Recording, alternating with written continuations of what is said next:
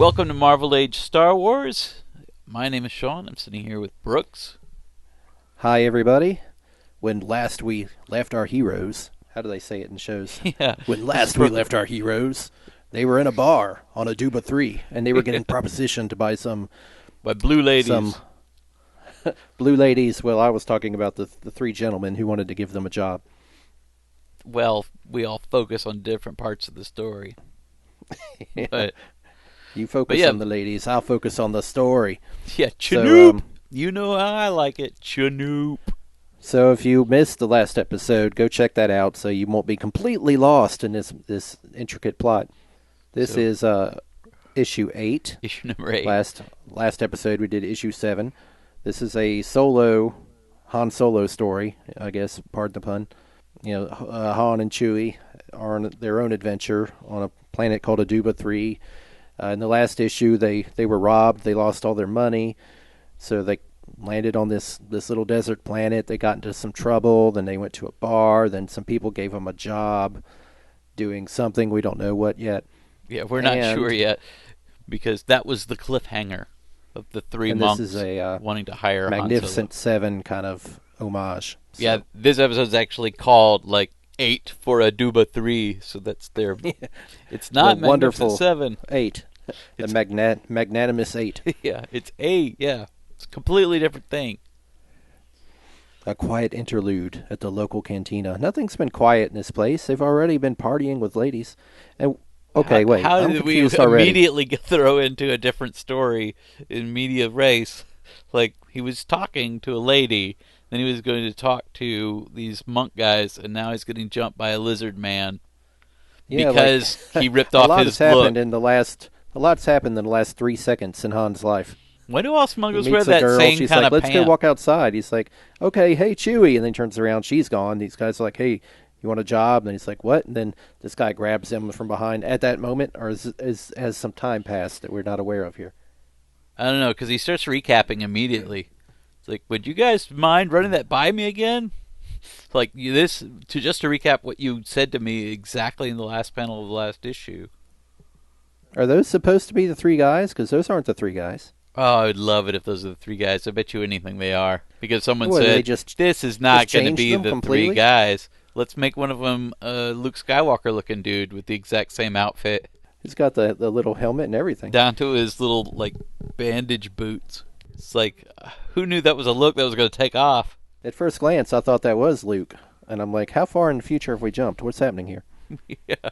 Who are these other two guys? They're a rougher-looking bunch. You say you've got a job for me. If I don't have an unfortunate aversion to dying? Sorry, kids. But that doesn't sound quite like what I was looking... What? Lizard man?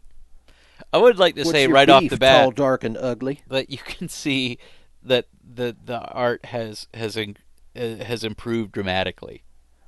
Already? And this is... It But Howard says... Chaykin didn't do the art on this? It says it does, that he is, but... Yeah. The inking is Tom Palmer, and you can always tell when Tom Palmer is inking. He does a lot of artwork on this series, and sometimes he's the primary artist on the series moving forward. But you can always tell he will clean up somebody else's sloppiness. Azura is mine. I'm assuming Azura is the blue lady. She's already gone, friend. Yeah. Who? The blue skin girl. That's immediately how he describes his own girlfriend. You know. Han's like, look, I talk to a lot of ladies. And he immediately starts talking smack on behalf of Chewbacca. Like, if you don't leave me alone, my friend will beat you up. Chewbacca's like, I'm getting tired of this, Han. I know. Let me just let you know, in some situations, I do not have your back. Yeah, especially when I got my Chinook on. I'm not afraid of any skinny, what's that, bag of fur? Bag of fur. You're going to get it, Starhopper, for talking to this girl who didn't let you know that she had a green boyfriend. And disappeared within 30 seconds of me meeting her? Like, exactly nothing happened? And I hit you with a wood chair, so whatever. Like, any more tricks? That was a tricky move, Han. Really? They told me you were a slippery one. Last issue, we already saw that he's skilled at roughhousing. Yeah. I think we're starting to see that that's only when he's being backed up by Chewie. Chewie? Where the where'd he blazes go? did he go? You know where he was going. He's chinooping, man. Yeah. He's Okay, so having a lot more success than you. This guy looks like the alien we saw in the last episode, the last issue that had what I thought were metallic-looking arms. Yeah. His whole body looks like that, and he's got like glass over his brain. But he's not a cyborg. What is he then? Yeah, one of those. That alien was just born with like his brain enclosed in glass. Yeah, that's different. Like, stop being racist. It's like, what do you mean? Like, no, I was born a robot with a human brain. That's not a cyborg. The cyborg started out as a humanoid and then just started sort of indiscriminately getting robot parts. It's not the same thing. That was my drink you just knocked over, Skyboy. Yeah, the drink Han just bought. I know, I bought you that drink. God. It's how fickle. You trying to get smart with my girlfriend? Like, what? Who's your girlfriend? Yeah, I don't know. Is everybody after the blue girl? Or look at that panel. Are all the girls blue? Frankly, I'm surprised that guy has a girlfriend. Yeah, I feel like you might be overstating when you say girlfriend. I like every time this dude punches him, it goes, "Thapoom!" It's like a very weird noise to be punched by a lizard person. But it's got its own specific sound effect. Wrong again, Han. I like how Han talks to himself while he's fighting. Like, ducking time. Wrong again. That's Solo. how I got the name Solo. From always talking to myself. I like that sweet uppercut he pulls, but for no reason. Now Chewie's back. So I guess that didn't take long. Yeah, well, Chewie, he's a Minuteman, you know. Yeah. How am I supposed to get anything done? Han's always Gronk blocking me. When I'm getting my sweet Chinook Gronk? Man, they need to come up with some more words for Chewie to say. He's got Irk, Gronk, and Chinook. That's why I like Chinook so much, because, man, that must have a very specific... Yeah, we just threw another guy out in the street. I guess you guys just wait till you clean up the bodies until Han and Chewie go to bed. What kind of emasculating nonsense is it to just stand there and let them punch you and just, just to show that it doesn't do anything to you? What I find funny is that are Wookiees like the strongest alien race in the universe? I mean, you would think if you went to a planet where there was also like real strong like alligator men and stuff, like they might not be intimidated by Wookiees, but nope, like they're nothing at all compared to Chewbacca either. Like that's weird. Be like if in Star Trek they went to a planet full of androids and then Data just started smacking them all around. I feel that way too, because when he's standing next to Han, Luke, Leia, stormtroopers, yeah, he's a giant gorilla guy. I could see how he'd be kind of scary. I mean, he's clearly bigger and stronger than they are, but if you're talking guys like Bosk or some of the other creepy looking aliens, like are they not strong too? This is an intimidating looking dragon man. You would think he could at least punch Chewie to the point where Chewie felt it. Like Chewie just looks kind of drunk and bored. They've overplayed it on this. They're making Chewie look invulnerable, which that's not fun. Yeah. So he is getting punched. He's showing no emotion at all. Just pow, pow, pow. And then he throws the guy out. And then the next page, he's enraged. So he's no anger, no emotion. Now go to the next page. Now angry like, Gronk. Whoa, you weren't mad when you were getting punched in the face. You throw the guy out, and now you're mad? I like how he's swinging saloon doors. Yeah. We won, didn't we? It's like, what's we? Yeah, exactly. You just start fights and I have to beat people up. It's a weird relationship. The victors are the ones left standing. Those peasant types just offered us a job. That's a nice way. Those are the guys. Yeah, somebody just looked at the last panel of that and go, that's phoning it in, Chaykin. Come on, make them look Star Wars-y. Well, that's confusing, though. I guess these are clearly not the same people. He has to keep coming back and saying, you're the guys from last issue, right? Because otherwise... We are lowly farmers from a village in the poorer parts of the planet. Good Lord. Not this rich part that we're in now. Not the lush paradise you see before you. Rub it in, Han. That's what I call starting out at the bottom. Yeah. You're not doing so hot yourself, grave digger. You must live in a crap hole. What's your problem, little friend? Now he's calling him little? Come on, man. Yeah, now he's almost your size now. You're poor and small. Yeah. You must be if you need a champion like me. Why do they think he's a champion? Just because he's beat up some people? Because he defended that cyborg's corpse. Like, we saw what you did to everyone in town, so we figure you probably don't have a lot of qualms about killing strangers. for very little money. We basically massacred an entire village for a bag of coins. What I love about this guy is Sergi X looks exactly like Eli Wallach's character from Magnificent Seven. Oh, really? Sergi X Arrogantus, the arrogant one, El Guapo. Let's see, they stampede our banthas, which we raise for food. And say, well, there's a bantha outside if you want to chop it up.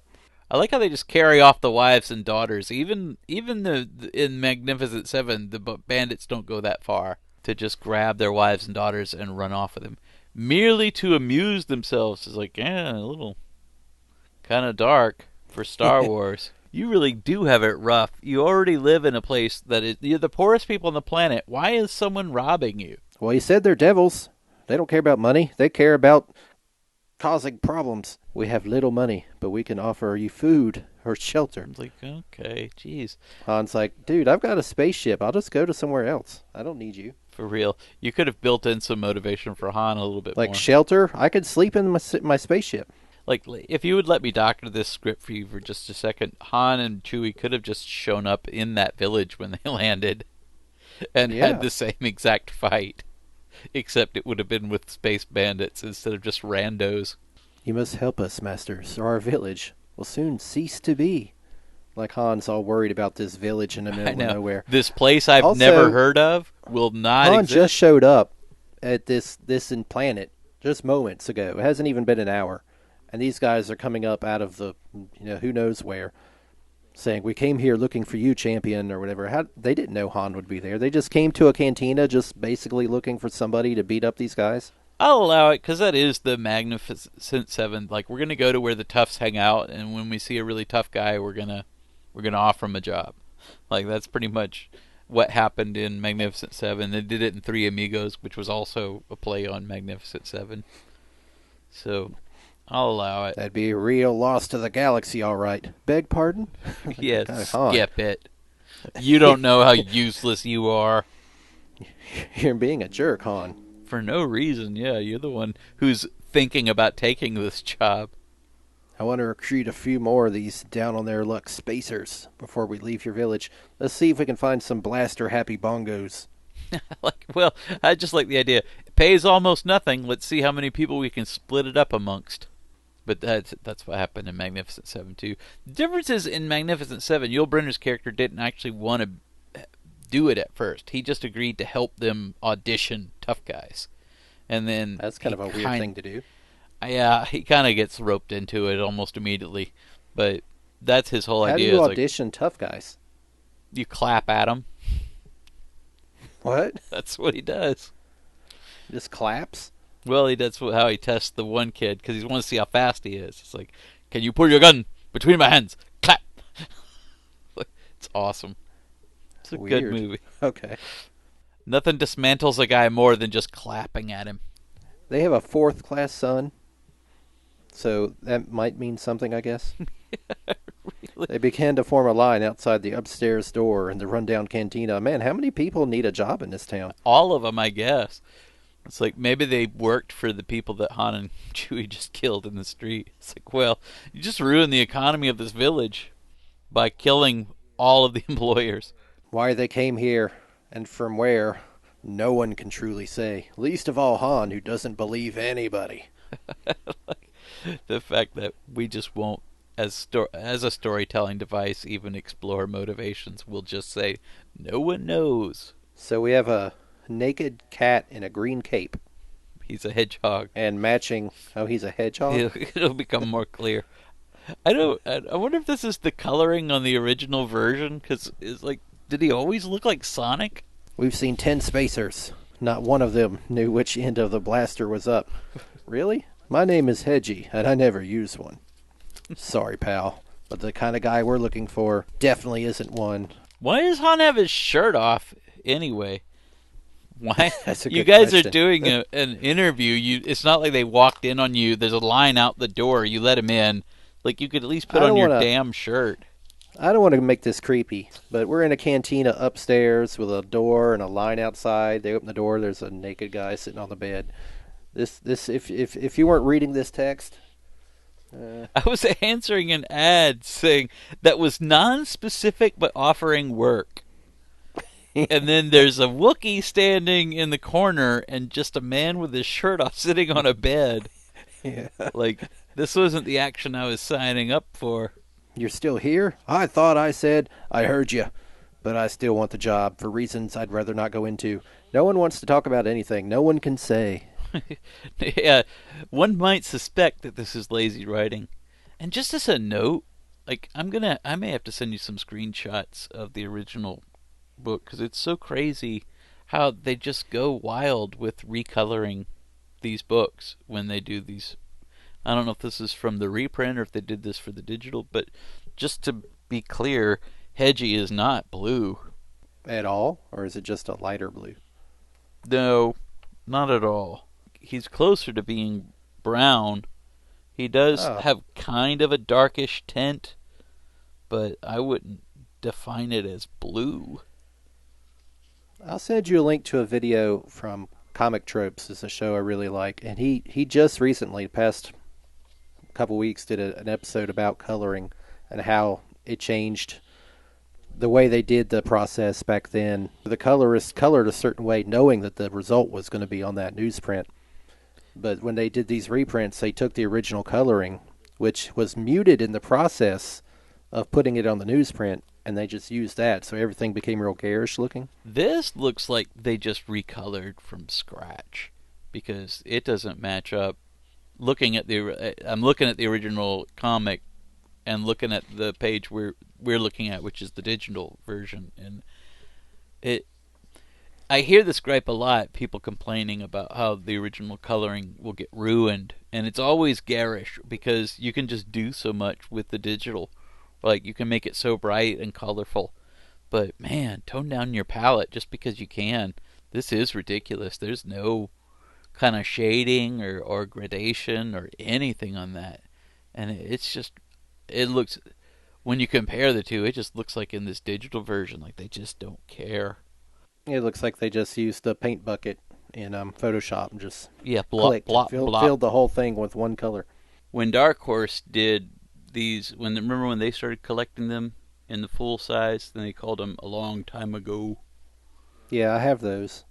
The soft cover Mm-hmm. trade paperbacks or whatever. Yeah, I have all those. Yeah, they later did omnibus editions, and Disney has done these massive hardcover omnibus editions, but who can afford them?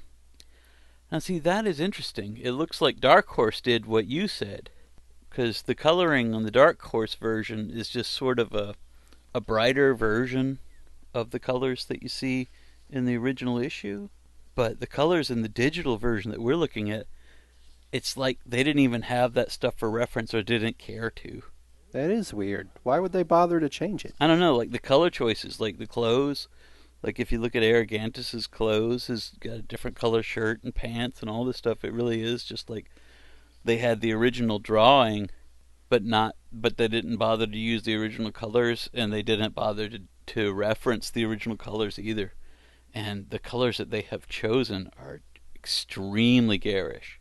It's a funny thing, but yeah. So he doesn't look like Sonic as much in the original versions of him. He doesn't really look like Sonic to me here, except the color, He's I just guess. blue. He's a lot bluer here.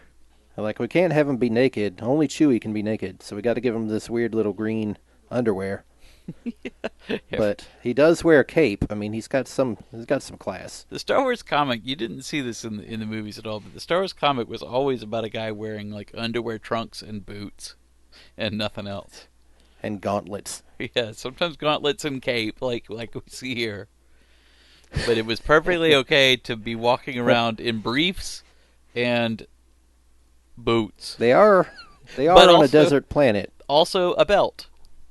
That's a I choice, mean, it's you don't want your briefs falling off. I guess. And you got to have somewhere to put your gun holster. But they are on a desert planet. I guess it's hot. He doesn't I mean, carry a gun, I guess. That's true. Hedgie doesn't carry a gun because Oh no, zig zig zig. he can shoot porcupines. Yeah. You spiners. Open mouth, insert boot. Quills. Come on. Yeah. Quills. My sources were a bit vague as to what I'm being hired for. Like he had Yeah, he has an agent. I Yeah. still need I still need you to explain why you're not wearing a shirt. He's If I can put it he's more like politely. a temp agency, called him and said, "We got some a position you might be a good fit for." Next. Ooh, I Next, like this I girl. like her. Speaking of sassy, here Man, comes she almost has a Harley Quinn vibe going on there. yeah, because she's wearing just lady underwear and pom poms on her shoulders, and of course, because she's a hot girl in the middle of nowhere, Han just knows her. Yeah. He's like, "Oh, I remember when you were part of the Black Hole Gang." It's like, we probably shouldn't talk about that in too much detail. This is a kids' comic. Yeah. Yeah. This whole thing it's just got some weird undertones that I'm not appreciating. And they really start over exaggerating the amount of money that he owes Jabba the Hutt. He's like, "Oh, what do you owe Jabba enough money to buy a spice mine?" He's like, "Can you buy a spice mine for 17,000? Because that was what he took the job for in Yeah. Star Wars, and he, at that point had assumed that it was going to pay off his debt." Oh, and we have Don Quixote. Are you for real? Yeah, Don-Wan Quixote I mean, are you for of real? the Jedi Knights. Oh my gosh, that is weird. Well, there's a weird sort of. It doesn't come up a lot, but there is a sort of recurring idea of these quixotic Jedi's, these characters who think they're Jedi's. And I guess in the case of this dude, it seems like that was their end run about, we can't have Jedi's in it because there aren't any Jedi's. So every now and then we just run into a dude who has a lightsaber and thinks he's one or something like that. I am a true Jedi, master of the Force, and wielder of the lightsaber. Sure. I like how they spell lightsaber. Yeah, very fancy. Sabre, what in the office where they got bought out by that company and they kept saying Sabre and the people show up and Yeah. it's saber. Sabre, like they'd written a song, nothing rhymed because they kept saying Sabre instead of He's crazy, Chewie. doesn't. Doesn't even realize Darth Vader destroyed the Jedi years ago. But he won't get in the way too much. That's what we're looking for. So a minute ago, he's like, "Don't waste my time. I only need the best." Now he's like, "I kind of feel bad for this guy. He won't get in the way." What's the problem with having a lunatic with a lightsaber? All right, Introduce. Don-Wan, you've made the team. You can put your shirt on now, hon. Yeah, since you've interviewed 3 people now, Okay, so now he's leaving the room. There's Mr. Rabbit. What's his name? Jax. Jackson. Snake Man's back. After getting thrown out of the window, he just now woke up. Now he's like, those are the kind of guys I want to work for. I heard they have a very low-paying job that is fully non-specific as to details. I like how Jax can make himself look like a cute little bunny when he wants. He's got that, what's that in Shrek? The The cat. Puss Little in kitty Boots. cat. Yeah, that's exactly Yeah. what it's got going on. Right before, Kias, you in the face, ka-chop. I ain't no rodent. That's how he talks. I ain't no rodent. You're probably right. I'm a lepus carnivorous. That's meat eating. What does that mean? Rocket riding rabbit. Why does that make you not a rodent? They eat meat. Jackson's my name. What I love about this, a lot of people will point to this. I would like to defend this because a lot of people will point to Jackson as sort of the poster child for why these stories don't work, because that's too far left, too far, Too silly. too weird. It's like, not if you look at Star Wars. Like, they had Walrus Man in Star Wars. Like, Yeah, most but Hammerhead was in Star Wars. yeah, but none of those looked like just a human version of an actual animal. At least they looked well, different. That's this is like clearly a rabbit. that's They should have given him execution something because different. this is a comic book, though. But conception, it's not that different. Like It feels like there's a lack of creativity there. Like we need something. How about a rabbit? I'll give you okay. that as in terms of a lack of creativity. Although I do like him. Like you've been eating your space carrots. There we go again. Just adding space to the front of words. I guess so. Since I'm a space rabbit, I must eat space carrots. So now he's got all his team assembled, or are we No, still there's hiring still this people? other kid who also looks like Luke Skywalker, and his name is Jim the Starkiller Kid, which is fun because that Starkiller, Starkiller. everyone Yeah. knows now, but that was a reference to the early version of the script. In terms of the Magnificent Seven, there's a kid character. There's also an analog in the Seven Samurai where there's like a younger kid that tags along with him, and I I assume. bet he's gonna die. I don't know, but I bet he's gonna die. And the kid character in Magnificent Seven is also a farm boy, just like this kid is a farm boy, and he has a weird robot whose bottom half is just a tractor. I like how the robot's like, I don't belong to anybody. He's like the robot from Solo. Yeah, yeah, I guess, yeah. I'm my own person. He gets uppity sometimes. Ooh, that's not a nice thing to Yikes. call somebody Uppity. that you're already saying you own him. He's like, I'm my own person. He's getting a little uppity. Oh man, this got some undertones. I'm telling you, you could tell this was a long time ago. What I like is no matter, even as obvious as they've been laying it on, Han still takes a moment to say, "You remind me of a guy I know named Luke Skywalker." Like, Mainly because you look just like him. yeah, really. As evidenced by the image floating above my head. Like, I get it. You're dressed like Luke Skywalker. Your face looks like Luke Skywalker. Your name kind of sounds like Luke Skywalker. You're a farm boy. Okay, so now Han Solo's musing, and we're going back to Yavin? Events are moving quickly on the fourth moon. I guess the effort to find this is one thing they did too to sort of try to keep you engaged. They'd have to do a cutaway to Luke and Leia to let you know they're still involved in this series, even though they're not part of this story. Yavin is unnumbered light years away. So, Unnumbered yeah. because it's less than 1 light year. I mean, he didn't even go into hyperspace, did he? I don't remember him going into No. hyperspace. Ian, Are you sure you know what you're letting yourself in yeah, for? really. Are you Letting? Is that supposed are, to be getting? are you committed to that sentence construction, Leia? I'm no hero, princess. I mean, I am the hero. I've got the medal to prove it. Yeah, I killed like 1,000,000 people to save 100. Darth Vader knows we're here now. So what's Han? I mean, what's Luke's plan here? He's going to go find a planet or something? Yeah, that's what they end up start doing is scouting around. That's a decent likeness of Mark Hamill down there. Why'd you give Luke a Corellian Corvette? Yeah, that ship looks just like the one in the Overkill. movie. Yeah. But it must be small. It can't be that size. 'Cause that ship had dozens of people Yeah, that working she was on like it. a giant cruiser. How did I get mixed up in all this war stuff anyway? That's what you wanted, man. Do we have to go back 3 issues and read the original series again for you, Luke? Now we have to go back. No, he's going to recap most of it right here. Now, once you learned your father was one of the Jedi Knights, even fought alongside Ben Kenobi in the Clone Wars. I do. That kind of stuff is so fun to me to hear in this context, because now we've seen, like, Anakin Skywalker and Obi-Wan fighting in the Clone Wars. Like, that's like a childhood fantasy come true that we saw that story play out. But it's so funny how pregnant a concept it is here when they're just throwing those terms out and no one really knows what any of it means. It sounded much cooler than it turned out to be, Yeah. or the way it turned out to be portrayed. But if we'd seen that stuff when we were kids, it might have been satisfying.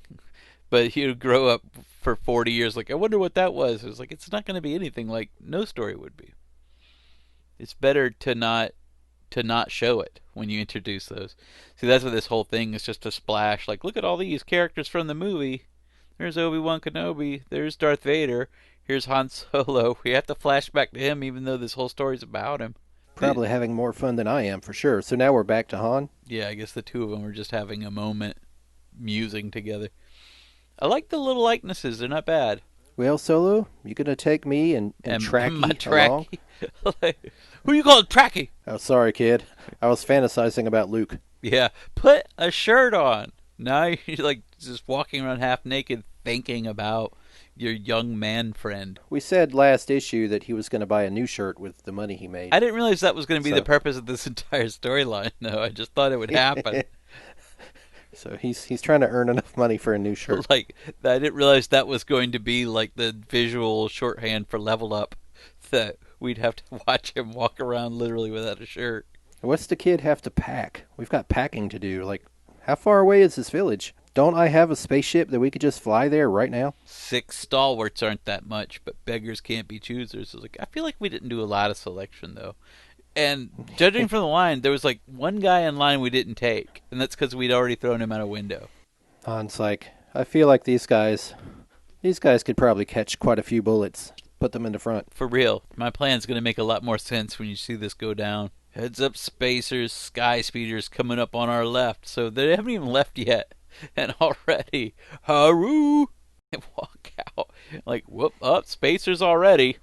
Oh, the dragon guy sold us out. Is that what happened? He's like, I got beat up by a Wookiee. Got kicked in the face by a rabbit. I'm going to need some help. I might not be as tough as I thought. And say, why should we help you again? These guys are trying to steal my girlfriend.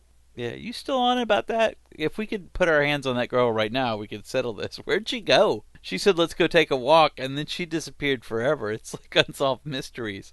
I feel like you guys have buried the real story here. So Han's like, everyone keep your blasters in your holsters. Let them make the first play. There's only 6 of them. We could... Do what? Half of you guys don't even use blasters. No, it's obvious. They heard about us, and they came to have a little talk.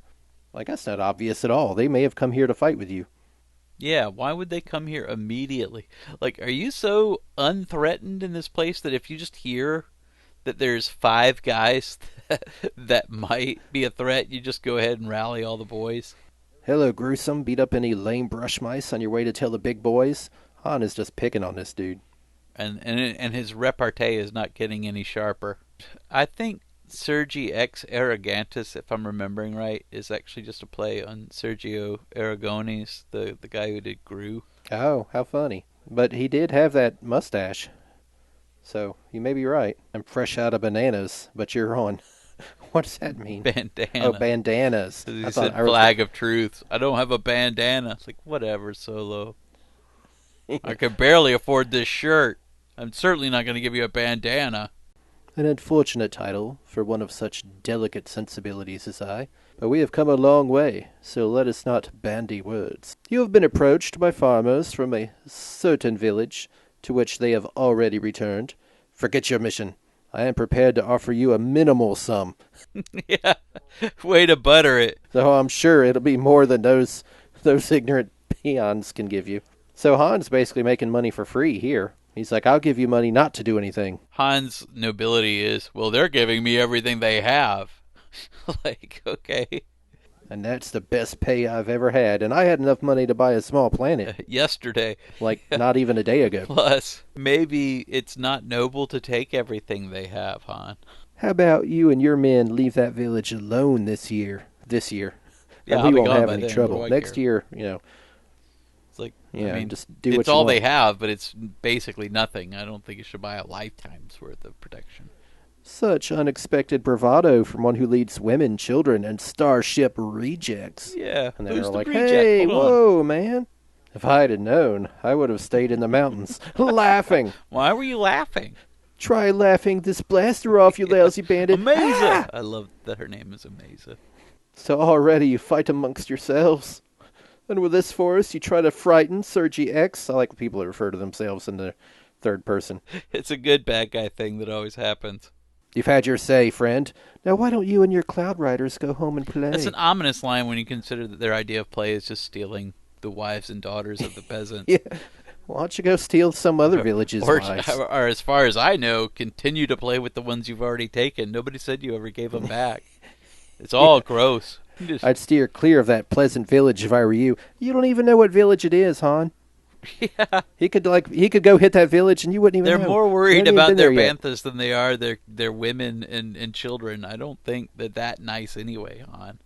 If we're just being honest. You are not me, Star Pilot, and if you persist, you will soon be nothing. Just one more lifeless corpse, twisting in the desert wind. How many are Yikes. there? I mean, I just left a Yeah. dozen behind me, but I mean, is that a thing that normally happens? Maybe we have bitten off more than we can chew this time, old buddy. I don't know. Let's get moving, Star Hoppers. We've got some bantha riding to do. That's- Are you seriously nice- going to ride bantha there? Why not? I just like that. That's the rallying cry. We ride bantha from here. I guess. Well, okay, I'm not trying to be picky. But why are they going to ride bantha there? Yeah. First of all, surely in this town they can hire some speeder bikes or something. But also, Han has a spaceship. Are we forgetting that Han has a Yeah. spaceship? It doesn't have to just fly in space. It can It'll fly. hold the 6-7 people that he has. And couldn't Han also, with his spaceship, which has large weapons Just on it, go, just strafe them. Yeah, just go shoot them. I mean, unless they have ships too. And even then, the Millennium Falcon's a legendary ship. It's blowing up TIE fighters. We've seen it do that much already. Yeah, it's supposed to be But no, fast. we're going to ride there on Banthas. In a couple weeks when we get there, we're going to shoot these guys with our hand blasters. Maybe when all this is over, we'll go rescue those wives and daughters. Yeah. If there's time left over. And somehow I'm baffled that's the end of the issue. When that came up, I was It like, seemed what? like a short issue. There was a huge amount of page space that was spent on not story-related stuff. Yeah, because I don't feel like much happened. Basically, let's review what happened in this one. He got hired by the three guys in the bar. Well, that even didn't really happen. That kind of happened in the last one. This one, he's like, so what were you saying? He gets attacked by some dude because he talked to his girlfriend. They fight that dude. And then the guys are like, we want to hire you. He's like, okay, let me get some help. And he just talks to some people. And then they go outside and these guys show up. That's the whole story. It. Am I missing anything? Yeah, comic book writing must have been a breeze back in those days. Because I feel like if I bought this as a kid, I'd be like, oh, that's kind of a throwaway issue. Other than seeing the team, I guess, for the first time. We know the quill guy can shoot quills, and we know the rabbit can kick. And I guess that stuff is supposed to be fun for kids. Like, when you think about it, like, if you like seeing some of those characters, they were kind of fun and colorful. But I remember being a kid and not really gravitating to the Star Wars comic at that point. You know, where like those characters, I wasn't like, oh, I want to know more about that rabbit guy. As much as I find those characters kind of charming now. So that, I guess, is issue 8. Not as good as issue 7, in my opinion. We don't have any awesome parts of Chewie hitting on the ladies. Yeah, better art in this issue, so that's something. But the story, yeah, a real spinning of the wheels this time along. Maybe the next issue will have more action. It's a toss-up. I don't remember having read it. I don't remember what happens. It could be that's where the action takes place, or it could be them writing Banthas for a whole issue. No, we'll see. I know the action steps up. I remember that from this storyline because it starts to get kind of wild. There's a point. Oh. There's a point where it definitely deviates from the Magnificent Seven formula. See if you can spot that point when it happens. Okay. All right. So yeah, be on the lookout for more of these videos and the extended audio versions of these discussions. And we'll have a link to that down below. We'll put links to Sean's books. Do you want to mention them again, or just have the links? Look for the Cosmic Unconscious. I don't want to plug the Myth Awakens too heavily, but it's a fun one. But the Cosmic Unconscious, if you want to look out there and read about Jungian it's on psychology. Amazon. Yep, that's on Amazon. By Sean Gilbert. We're still doing TV at my dinners every now and then, and that's where we'll put the audio extended versions of this show. Also, that's our podcast. And yep. Look for all those links down below. And thank you for watching, listening. And please tune in for the next issue. Issue number 9. Yeah, it was Showdown on a Barren World. Is that what they were saying? I don't remember. Something like that. I took the visual down already. Showdown on something somewhere. My name's Brooks. I'm Sean. And this has been Marvel Age Star Wars. Thanks for listening, watching, and we'll see you next time. Bye-bye. Snoop.